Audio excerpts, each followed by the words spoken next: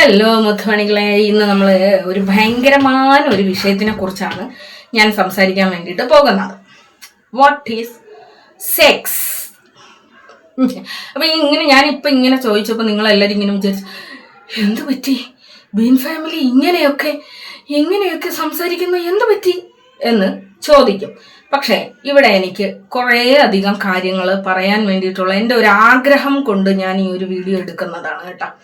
അതായത് പണ്ട് നമ്മൾ ചരിത്രമൊക്കെ പഠിക്കുന്ന സമയത്ത് ഈ വിവാഹ ബന്ധങ്ങൾക്ക് തന്നെ വലിയ വാല്യൂ ഒന്നും ഇല്ലാതെ ഗോത്രങ്ങളിൽ ജീവിക്കുന്ന ആളുകൾ അവരുടെ ജീവിതം ഒക്കെ നമ്മൾ നോക്കുമ്പോഴത്തേക്ക് ഈ വൈവാഹിക ജീവിതത്തിനൊന്നും വലിയ പ്രാധാന്യമൊന്നുമില്ല.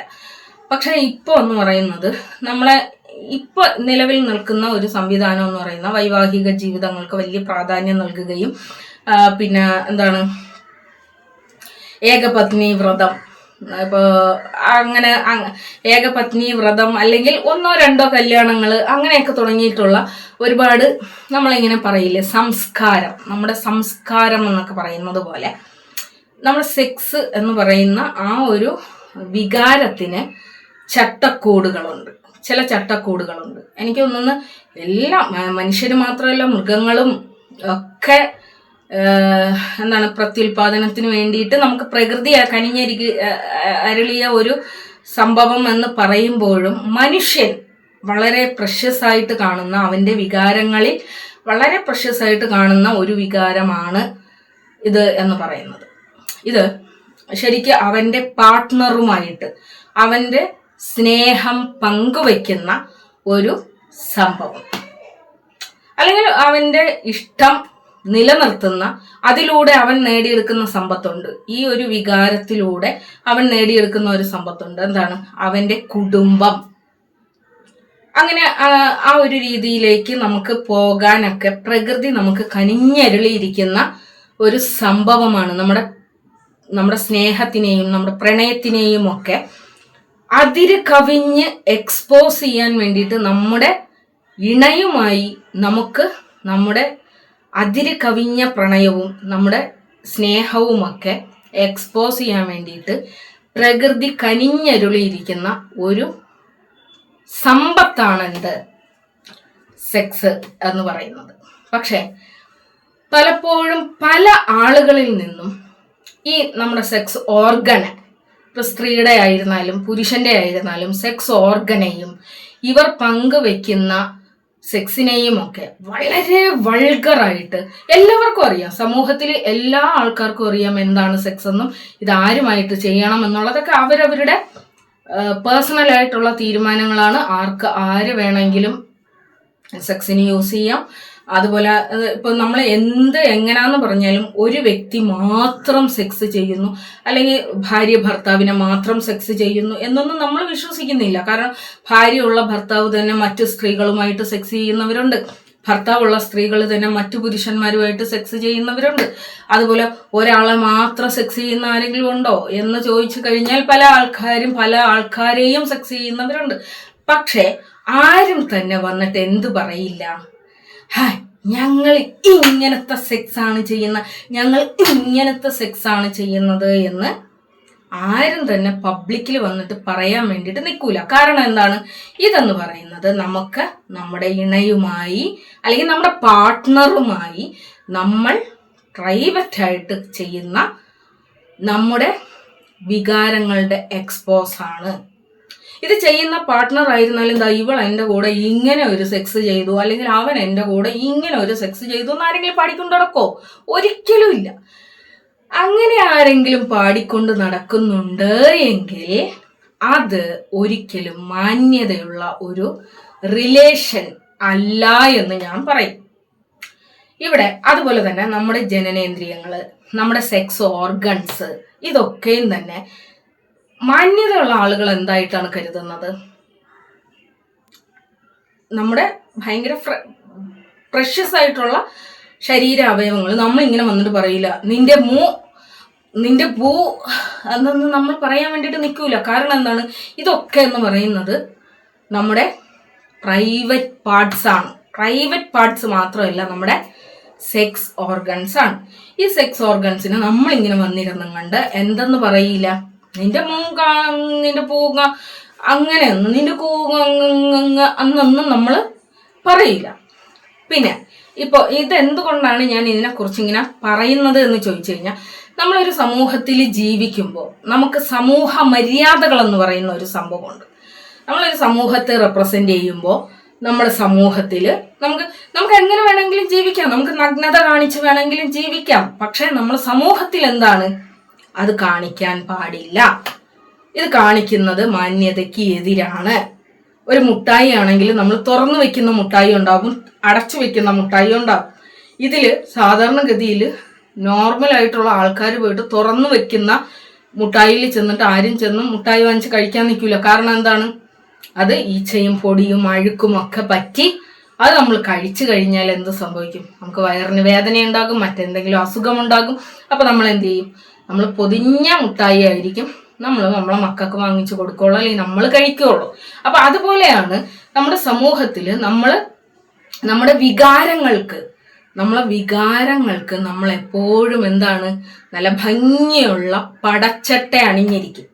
അതിൽ നമ്മുടെ സെക്സ് എന്ന് പറയുന്നത് ഭയങ്കര ഭംഗിയുള്ള പടച്ചട്ട അണിഞ്ഞ് നമ്മൾ ഭയങ്കര പ്രഷ്യസ് ആയിട്ട് നമ്മൾ കൊണ്ട് നടക്കുന്ന ഒരു വികാരമാണ് എന്ത്, നമ്മുടെ പാർട്ട്ണറുമായിട്ട് നമ്മൾ ചെയ്യുന്ന ആ ഒരു സെക്സ് എന്ന് പറയുന്നത്. ഇത് ഞാൻ എന്താണ് പറഞ്ഞത് എന്ന് വെച്ച് കഴിഞ്ഞാൽ, നമ്മുടെ തമിഴ്നാട്ടിൽ ഇപ്പോൾ ഒരു 10 വയസ്സുള്ള പെൺകുട്ടി അതിക്രൂരമായിട്ട് ബലാത്സംഗത്തിനിരയാവുകയും ഈ പെൺകുട്ടിയെ കൊന്നു കളയുകയുമാണ് അവർ ചെയ്തത്. ഈ ആളുകൾ അവരുടെ സുഖത്തിന് വേണ്ടി ആ പെൺകുട്ടിയെ യൂസ് ചെയ്തിട്ട് പെൺകുട്ടിയെ വിട്ട് കളയുകയല്ല ചെയ്തത്, മറിച്ച് എന്താണ് ചെയ്തത്, ആ കുട്ടിയെ അതിക്രൂരമായിട്ട് വധിച്ചു കളയുകയാണ് ചെയ്തത്. ഇതുപോലെ ഇതിന് സമാനമായ തരത്തിൽ മറ്റൊരു റേപ്പ് കേസ് കൂടി നമ്മുടെ ഇന്ത്യയിൽ ഉണ്ട്. അതായത് ഒരു ക്ഷേത്രത്തിൽ 7 വയസ്സുള്ള ഒരു പെൺകുട്ടിയെ, ഒരു മുസ്ലിം പെൺകുട്ടിയെ ഒരു ക്ഷേത്രത്തിൽ വെച്ച് 7 ആൾക്കാർ ഉപദ്രവിച്ച് കൊന്നു കളഞ്ഞ ഒരു സംഭവം. ഇവരുടെയൊക്കെ ഹിസ്റ്ററികൾ എടുത്തു കഴിഞ്ഞാൽ ഇവരൊക്കെയും തന്നെ സമൂഹത്തിൽ വലിയ കുഴപ്പമില്ലാതെ ജീവിക്കുന്ന ആൾക്കാരാണ്. ഇപ്പൊ ഈ 10 വയസ്സുള്ള പെൺകുട്ടീനെ ഇങ്ങനെ ചെയ്ത 2 നരാധമന്മാരെന്ന് പറയുന്നത് വലിയ കുഴപ്പമില്ലാതെ ആ സമൂഹത്തിൽ ജീവിച്ചിരുന്ന ആൾക്കാരാണ്. പക്ഷേ ഇവരുടെ ഉള്ളിൽ എന്തുണ്ടായിരുന്നു, ഇതുപോലൊരു വൾഗർ സെക്സ് മെന്റാലിറ്റി ഉണ്ടായിരുന്നു. ഒരു വൾഗർ സെക്സ് മെന്റാലിറ്റി, അതായത് ഏതൊരു മനുഷ്യന്റെ ഇടയിലും ഒരു മൃഗം ഒളിച്ചു കിടപ്പുണ്ട് എന്ന് പറയുന്നത് പോലെ അവന്റെ ഉള്ളിൽ ഒരു മൃഗമുണ്ടായിരുന്നു. ഈ 2 ആളുകളുടെയും ഉള്ളിൽ ഒരു മൃഗമുണ്ടായിരുന്നു. ഈ മൃഗത്തിനെ ജനങ്ങൾ തിരിച്ചറിഞ്ഞില്ല എന്നുള്ളതാണ്. മനസ്സിലാവുന്നുണ്ടോ?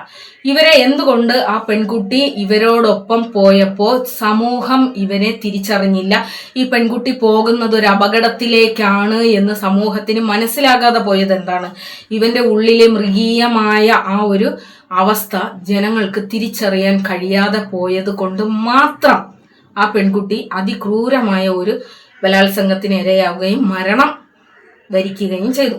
നമ്മുടെ സമൂഹത്തിൽ ഇതുപോലെ വൾഗർ മെന്റാലിറ്റി, മൃഗീയമായ സ്വഭാവമുള്ള, മൃഗീയമായ മനുഷ്യര് ഭയങ്കര പ്രഷ്യസ് ആയിട്ട് കൊണ്ട് നടക്കുന്ന അവന്റെ വികാരങ്ങളിൽപ്പെട്ട ഈ ഒരു സെക്സ് എന്ന് പറയുന്ന അതിമഹത്തായ, ഞാൻ പറയുന്നുണ്ടെങ്കിൽ അത് മഹത്തായ ഒരു അനുഗ്രഹമാണെന്നേ ഞാൻ പറയുള്ളൂ. ഈ ഒരു അനുഗ്രഹത്തെ വളരെ വൾഗറായിട്ട്, അവരുടെ സെക്സ് ഓർഗൻസിനെ വരെ വളരെ അപമാനിച്ചുകൊണ്ട്, ആ സെക്സ് ചെയ്യുന്ന കണ്ടീഷന് വരെ വളരെ മോശമായിട്ട് നമ്മുടെ സോഷ്യൽ മീഡിയയിൽ തന്നെ അവതരിപ്പിക്കുന്ന ആളുകളുണ്ട്. നിങ്ങളൊന്ന് ആലോചിച്ച് നോക്കണം. ഈ 10 വയസ്സുള്ള പെൺകുട്ടിയുടെ മരണം കേട്ട് കരയാത്ത ഒരമ്മയും ഈ സമൂഹത്തിൽ ഉണ്ടായിരുന്നില്ല. ആ കുട്ടി മരണപ്പെട്ടു പോയി ആ പരിസരത്തുള്ളവര് അവരുടെ ഈ പെൺകുട്ടിയുടെ ഉമ്മയ്ക്ക് നേരെ തന്നെ വിരൽ ചൂണ്ടുന്ന അവസ്ഥ വരെ ഉണ്ടായിട്ടുണ്ടായിരുന്നു. അപ്പോ അങ്ങനെ വളരെ വൾഗറായിട്ടുള്ള ഈ മെന്റാലിറ്റി കൊണ്ട് നടക്കുന്ന ആളുകൾ നമുക്ക് ചുറ്റിനുമുണ്ട്. ഈ സോഷ്യൽ മീഡിയ തുറന്നു നോക്കിയാൽ പോലും നിങ്ങൾക്ക് കാണാൻ വേണ്ടിയിട്ട് സാധിക്കും. ഇത്തരം ആളുകളെ നിങ്ങൾ ശ്രദ്ധിക്കുക, സൂക്ഷിക്കുക. ഇവർ പോറ്റി വളർത്തുന്ന മക്കൾ നാളെ സമൂഹത്തിന് വലിയ ദുരന്തമുണ്ടാക്കുന്ന തരത്തിൽ, അതായത് ഒരു കുടുംബത്തിന് പ്രാധാന്യമില്ലാതെ, ഒരു സമൂഹത്തിന് പ്രാധാന്യമില്ലാതെ, ഒരു ഇത്തരത്തിൽ നമുക്കെല്ലാവർക്കും അറിയാവുന്ന ഒരു കാര്യം, ഏതൊരു മനുഷ്യനും അറിയാവുന്ന ഒരു കാര്യത്തിനെ നിരന്തരം വൾഗറായിട്ട് നിന്റെ പൂ, നിന്റെ കാ, നിന്റെ ഉമ്മാന്റെ മറ്റത് എന്നൊക്കെ പറഞ്ഞുകൊണ്ട് വീഡിയോകൾ ചെയ്യുന്ന ആളുകളെ നിങ്ങൾ ശരിക്കും ഇവർക്ക് എന്താണെന്ന് വെച്ച് കഴിഞ്ഞാൽ ഇവരുടെ ഉള്ളിൽ ഉറങ്ങിക്കിടക്കുന്ന ഒരു ഇബിലീസ് ഉണ്ട്. അതവരുടെ മെന്റൽ കണ്ടീഷൻ ആയിരിക്കാം. ഇവർക്ക് ചൈൽഡ്ഹുഡിൽ നടന്നിട്ടുള്ള എന്തെങ്കിലും ഒരു ഇൻസിഡന്റ് ആയിരിക്കാം ഇവരെ ഇത്തരത്തിലാക്കി തീർത്തിരിക്കുന്നത്. ശരിക്കും പറഞ്ഞു കഴിഞ്ഞാൽ ഇവരുടെ മെന്റൽ കണ്ടീഷൻ ശരിയല്ല, സ്റ്റേബിൾ ആയിട്ടുള്ള ഒരു മെന്റൽ കണ്ടീഷൻ അല്ല ഇവർക്കുള്ളത്. ഇവർ ചിലപ്പോൾ സാധാരണ മനുഷ്യരായിരിക്കാം, പക്ഷേ ഇതിനെ പ്രോത്സാഹിപ്പിക്കുന്ന ആളുകൾ ഒന്ന് മനസ്സിലാക്കുക. നിങ്ങൾ ശരിക്ക് പ്രോത്സാഹിപ്പിച്ചുകൊണ്ട് ഇവരുടെ ഉള്ളിലുള്ള ഈ പറയില്ലേ ചിത്തരോഗി എന്നൊക്കെ പറയില്ലേ, ഇവരുടെ മെന്റൽ കണ്ടീഷനെ നിങ്ങൾ പ്രോത്സാഹിപ്പിക്കുകയാണ് ചെയ്യുന്നത്. ഈ പ്രോത്സാഹനം എന്ന് പറയുന്നത് ഇത്തരം ആളുകൾ ജീവിക്കുന്ന അവന്റെ ചുറ്റുപാടിൽ ഇത് വലിയ ദോഷങ്ങൾ ഉണ്ടാക്കാം. നാളെ വീണ്ടും ഇതുപോലൊരു സംഭവം നടക്കുമ്പോൾ നമ്മളൊക്കെ മൂക്കത്ത് വിരൽ വെക്കുകയും താടിക്ക് കൈ കൊടുക്കുകയും അയ്യോ കഷ്ടം എന്ന് പറഞ്ഞുകൊണ്ട് നിലവിളിക്കുകയും ചെയ്യും. പക്ഷെ നിങ്ങൾ ആലോചിക്കുക, നിങ്ങൾ ഓർക്കുക, ഇത്തരം വൾഗർ മെന്റാലിറ്റി ഉള്ള അപകടകരമായ ഒരവസ്ഥയാണ്. ഈ ഒരു അവസ്ഥ എന്ന് പറയുന്നത് വളരെ അപകടകരമായ ഒരവസ്ഥയാണ്. ഈ ഒരു അവസ്ഥയെ നിങ്ങൾ പ്രോത്സാഹിപ്പിക്കുകയോ അല്ലെങ്കിൽ ഇത്തരം കണ്ടീഷനുള്ള ആളുകൾ, അവരെ ചികിത്സയ്ക്ക് അർഹരായിട്ടുള്ള ആളുകളാണ്, ഇത്തരം ആളുകളുള്ള ആ പ്രദേശവാസികളോ ഈ കാര്യം ശ്രദ്ധിക്കുക. ഇത്തരത്തിൽ സംസാരിക്കുന്ന ആളുകൾ അല്ലെങ്കിൽ ഇത്തരത്തിൽ ഇത് ശരിക്കും ഉള്ളിന്റെ ഉള്ളിൽ ഉറങ്ങിക്കിടക്കുന്ന ഇബിലീസാണ്. ഈ ഒരു ഇബിലീസിനെ പുറത്തേക്ക് കൊണ്ടുവന്ന് അതിനെ ഭയങ്കര പ്രൗഡായിട്ട് ഞാനിങ്ങനെയൊക്കെ പറയും, നിന്റെ അമ്മേരെ പൂ, നിന്റെ അമ്മേരെ കാ എന്നൊക്കെ പറഞ്ഞിട്ട് ഞാനിങ്ങനെയൊക്കെ പറയും എന്ന് പറഞ്ഞുകൊണ്ട് വളരെ ഭയങ്കര എന്തോ വലിയ സംഭവമാണ് എന്ന് കാണിക്കുന്ന ഇത്തരം ആളുകൾ നിങ്ങളുടെ പ്രദേശങ്ങളിൽ ഉണ്ടായെങ്കിൽ ആ പ്രദേശവാസികൾ ശ്രദ്ധിക്കുക, ആ പ്രദേശവാസികൾ സൂക്ഷിക്കുക. ഇവരുടെ ഉള്ളിലുള്ള ആ ഒരു ക്രിമിനൽ മെന്റാലിറ്റിയാണ് ഇവരുടെ സംസാരങ്ങളിൽ നിന്നും ഇവരുടെ സംസാരങ്ങളിൽ നിന്ന് വരുന്ന ഈ ഒരു സംഭവം നാളെ ഇവരുടെ പ്രവൃത്തികളിലേക്ക് വരാം. അല്ലെങ്കിൽ ഇവർ വളർത്തുന്ന ഇവരുടെ കുട്ടികളിലൂടെ നിങ്ങളുടെ സമൂഹത്തിൽ ഇത് വലിയ ദുരന്തങ്ങൾ ഉണ്ടാക്കിയേക്കാം. അതുകൊണ്ട് ഇത്തരം ആളുകളെ നിങ്ങൾ പ്രോത്സാഹിപ്പിക്കാതിരിക്കുക. അതുപോലെ തന്നെ ഇത്തരം ആളുകൾ നിങ്ങളുടെ ചുറ്റുവട്ടത്തുണ്ട് എങ്കിൽ വേണ്ട നടപടിയൊന്നും ഇതിൽ ഒരു കാര്യമല്ല. ഇത് ശരിക്കും പറയുന്നത് ഒരു ചിത്തഭ്രമമാണ്, ഇതൊരു മാനസിക അവസ്ഥയാണ്. ഈ ഒരു മാനസിക അവസ്ഥയ്ക്ക് വേണ്ടുന്ന ചികിത്സകളോ സഹായങ്ങളോ ഇവർക്ക് ചെയ്തു കൊടുക്കുക എന്നുള്ളതാണ് എനിക്ക് പറയാനായിട്ടുള്ളത്. അപ്പോൾ ഓക്കെ.